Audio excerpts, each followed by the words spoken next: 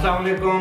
अबरार रशीद आपकी खिदमत में एक मरतबा फिर एक बड़ी ही अहम खबर के साथ, बल्कि दो अहम खबरों के साथ हाजिर है। उम्मीद है आप जहां भी हैं खैरियत से होंगे। सबसे पहली खबर तो ये है कि अब पाक फौज की डिप्लॉयमेंट यानी कोरोना वायरस को कंट्रोल करने के लिए पाकिस्तान फौज के दस्ते मुख्तलिफ अजला में पहुंच गए हैं।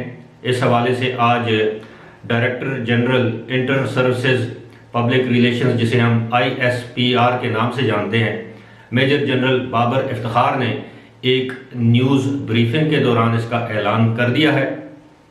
और दूसरी खबर यह है कि अब हुकूमत पाकिस्तान यानी NCOC, जो national command and control centre जिसे हम कहते हैं, उसके सरबरा असद उमर ने ऐलान किया है कि अब पाकिस्तान में 40 से 50 साल के दरमियान की उम्र के जो लोग हैं वो अब वैक्सीनेशन के लिए रजिस्टर करवा सकते हैं। याद रहे कि पहले 60 साल से ज़ायद उम्र के अफराद की रजिस्ट्रेशन खोली गई, फिर उसके बाद 50 से 60 साल की उम्र के अफराद के लिए रजिस्ट्रेशन को ओपन किया गया और अब 40 से 50 साल के अफराद भी वैक्सीन लगवाने के अहल करार पा सकते हैं, बशर्ते कि वो अपने आप को रजिस्टर करवाएं।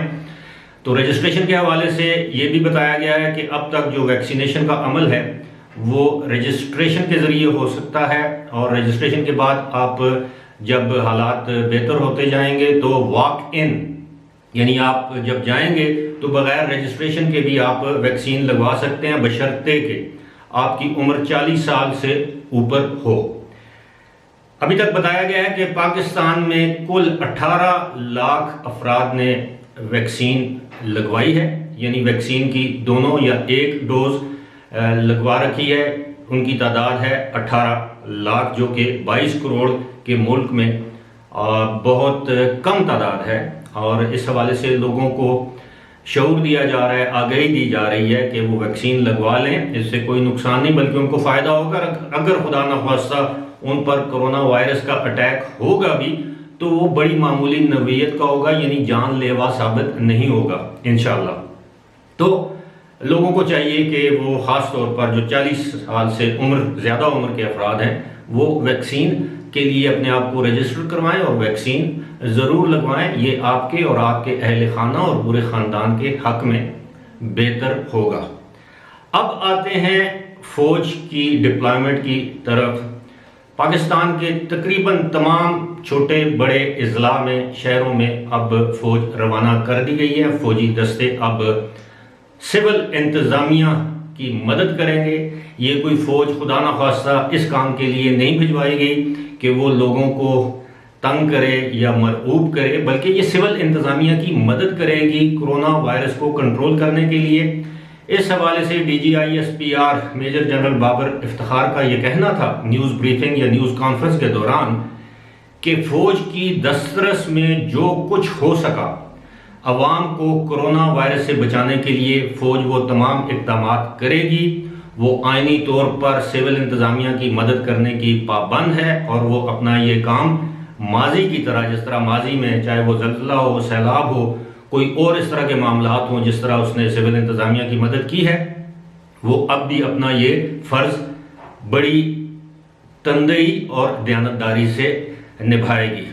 इस मौके पर जनरल बाबर इफ्तिखार का ये भी कहना था कि उन्हें इस बात पर सख्त तशवीश है कि पाकिस्तान में वबा जो है वो तेज़ी से बढ़ रही है, अमवात में इजाफा देखने में आ रहा है। इसमें कोई शक नहीं कि 23 अप्रैल को 157 अफराद की अमवात हुई पाकिस्तान में कोविड-19 की वजह से, लेकिन आज ये तादाद जो थी वो 70 थी। इसमें नुमायां कमी देखने में आई है, लेकिन अब भी पाकिस्तान में 80,000 से ज़ायद एक्टिव केसेस हैं और तकरीबन 4,300 के करीब अफराद जो हैं वो तशवीशनाक हालत में हैं, जिनमें से 570 अफराद अब भी पाकिस्तान के मुख्तलिफ इलाकों में वेंटिलेटर्स पर हैं।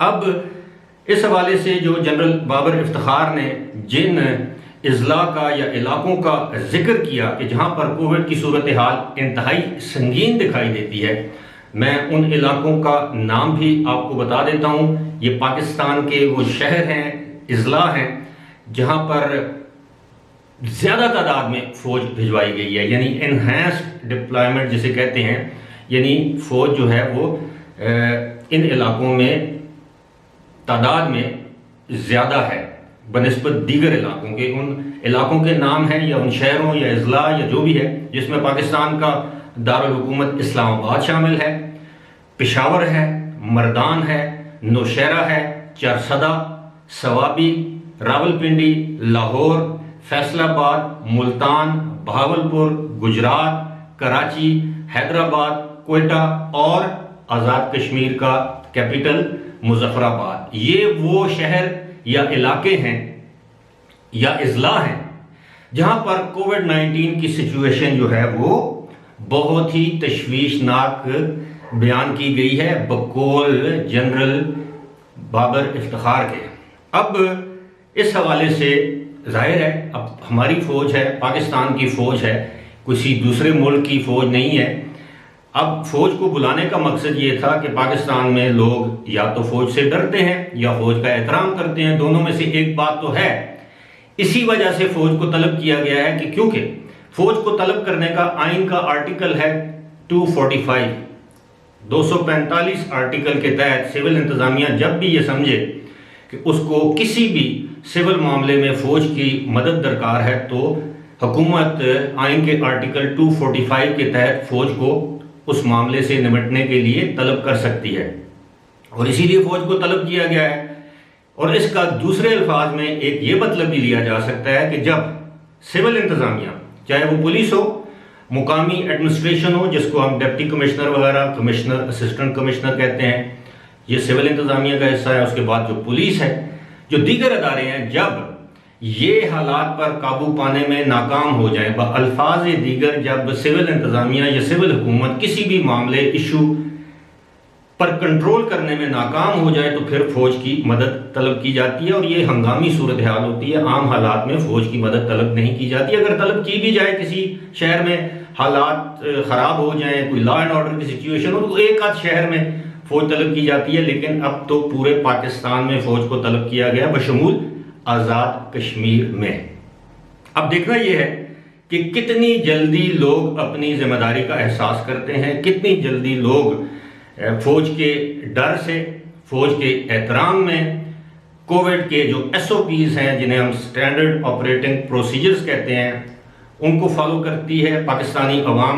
लोग किस कदर जिम्मेदारी का मुजाहरा करते हैं ये तो वक्त ही बताएगा। अगर खुदा न खास्ता फौज के आने के बाद भी सूरत हाल काबू में ना आई तो फिर दूसरा चारा यही हो सकता है कि आप मुल्क के मुख्तलिफ शहरों में कर्फ्यू लगा दें, लॉकडाउन कर दें, शहरों को बंद कर दें, लोगों का घरों से निकलना बंद कर दें, जिस तरह गुज़श्ता साल 1 या 2 हफ्ते के लिए किया गया था।